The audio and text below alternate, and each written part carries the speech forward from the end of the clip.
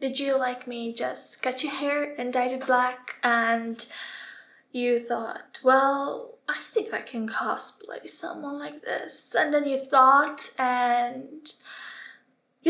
this one? How easy it is to make it.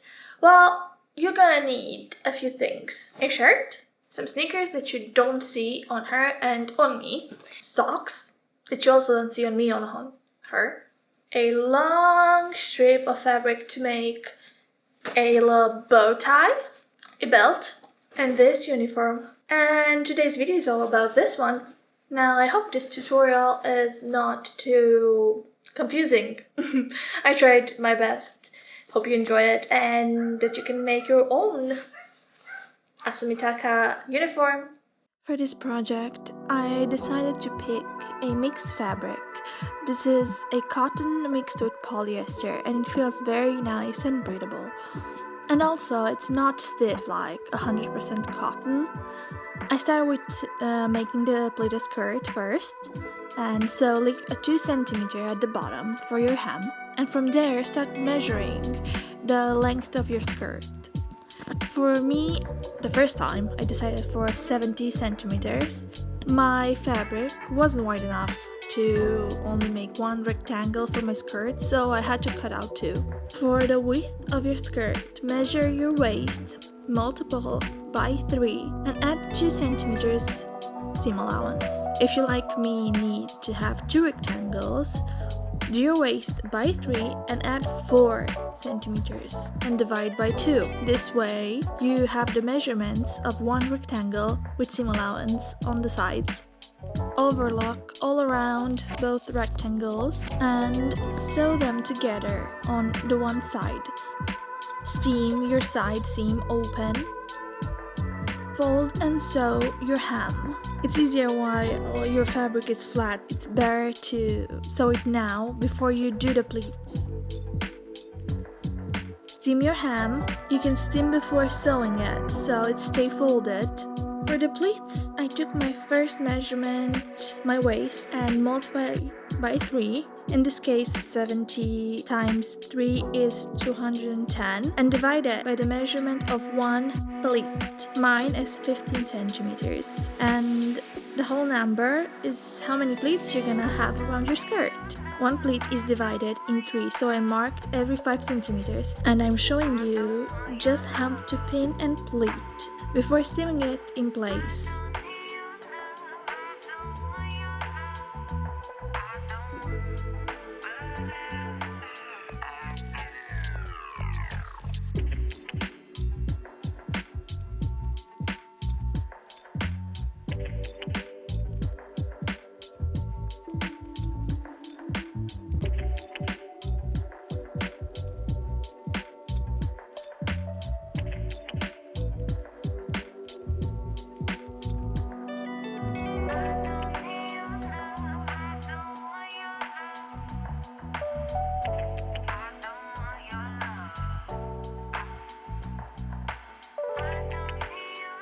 Last top stitch to keep them in place.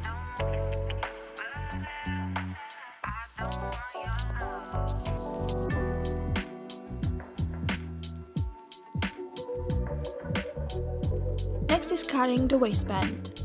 It's your waist measurements plus your seam allowance, and the length is up to you. I cut 2 pieces because one of these is part of my lining. Overlock all the edges, and it's time to add it to your skirt.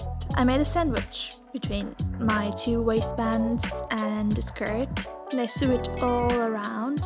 Make sure you don't do as I do. Leave 5 centimeters on both ends of your inner waistband. 3. So when later on you're gonna have to attach your zipper, you don't have to unsew it like me. It's easier to attach your invisible zipper at the end. For the top part, I've made a pattern in Cloth 3D, and you can download it for free from the link in the description. It's not perfect, but it's also my first pattern made with the Cloth 3D and in different sizes, so it ranges from small to double XL.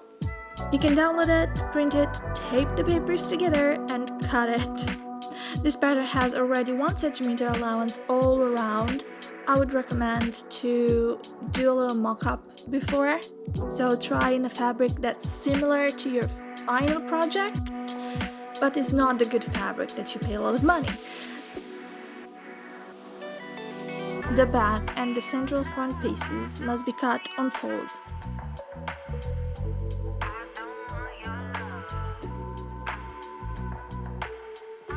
Just pin and cut each one of your pieces and make sure you have 2 of them.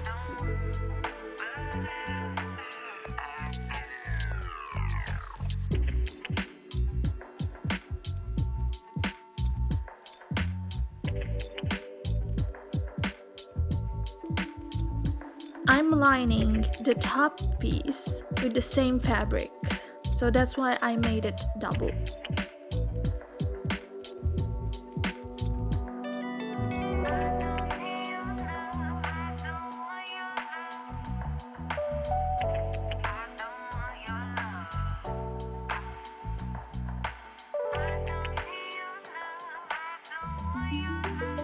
Don't forget to mark your back darts on each one of your pieces.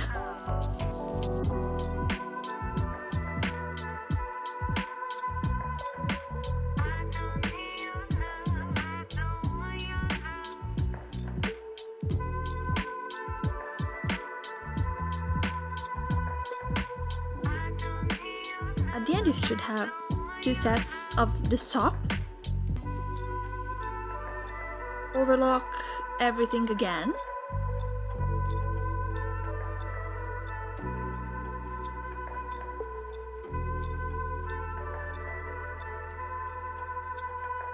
Attach the sides of your front piece to the central piece of your top. Place the right side of the fabrics together.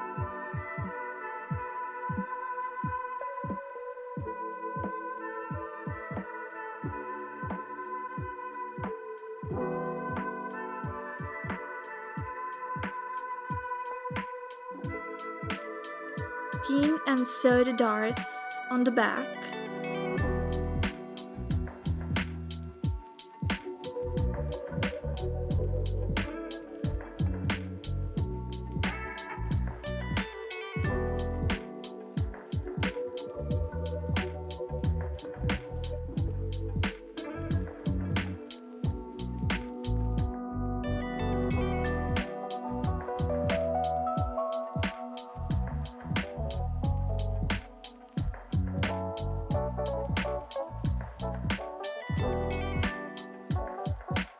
Now you should have 2 fronts and 2 backs, and time to put them together. Place again right sides together and sew along the armholes and the neckline.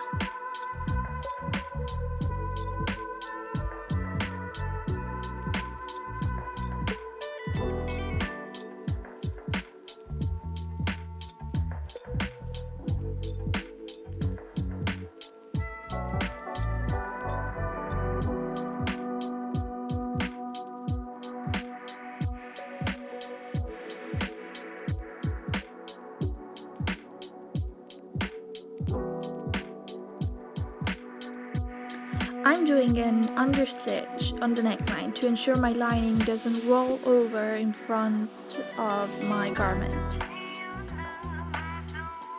Turn your top on the right side while keeping your seam allowance on the lining side, and do a stitch on the lining side on top of your seam allowance very close to the stitch of your neckline.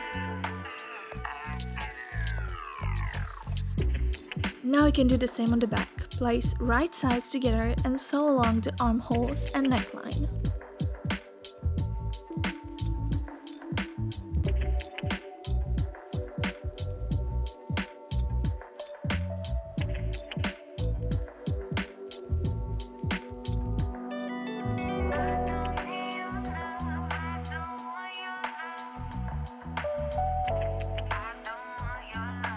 Next we should attach the shoulders.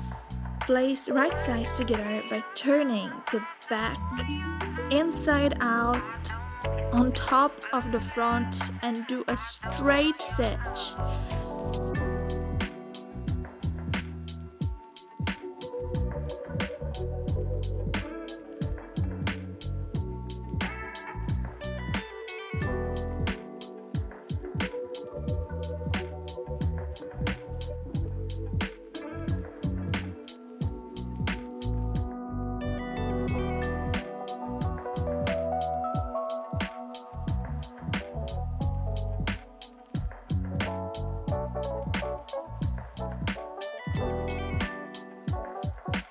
Cut the corners to make it lie nice when you turn it inside out, and you don't have excess fabric. Was it clear? Because I don't think so.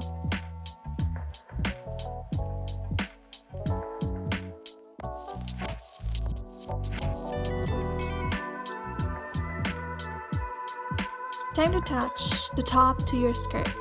My top is wider than my skirt, mostly because I wanted that a little bit loose look on the top part. So I did a gathering stitch on the bottom of my top. To do so, you just need to adjust your sewing machine a little bit with your stitch length as long as you can make it so it's your normal thread tension, just a little bit looser than your normal one, and sew across the entire bottom of your top. Tug onto the thread to gather the fabric.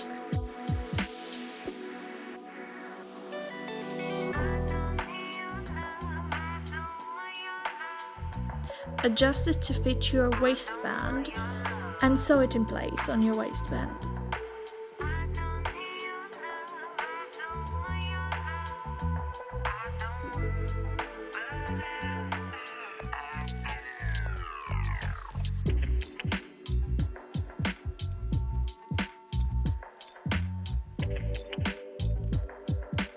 And do the same with your lining.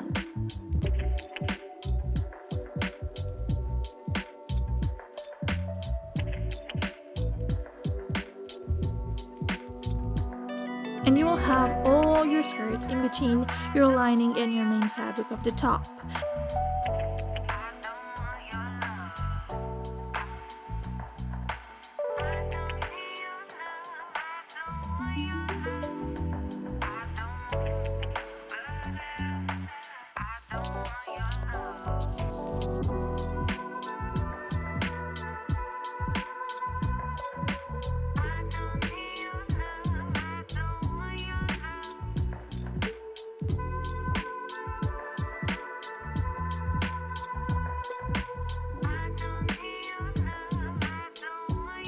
After you're done with sewing all your waistband on the top, you can just turn it inside out.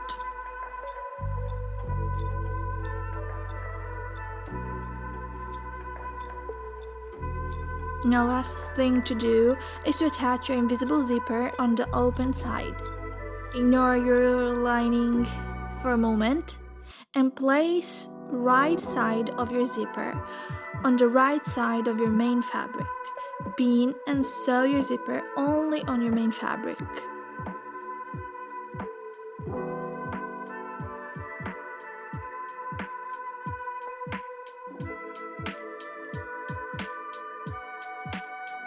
This process is easier if you have an invisible zipper foot for your sewing machine.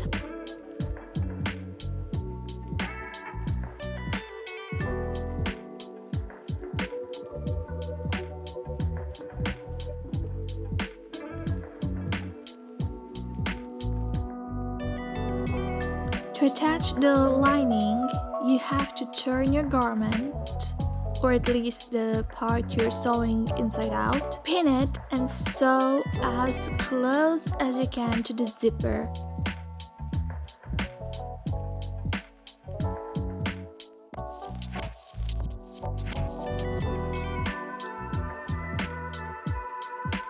Cut the corner you have at the top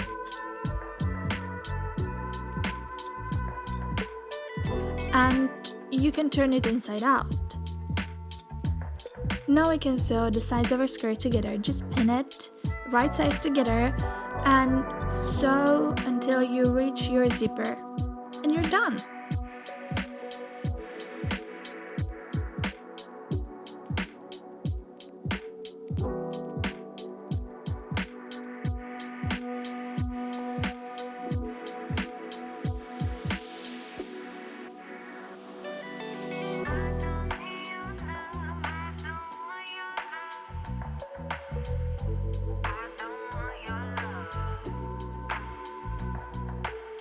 Now, after a lot of confusing instructions, here's the final result.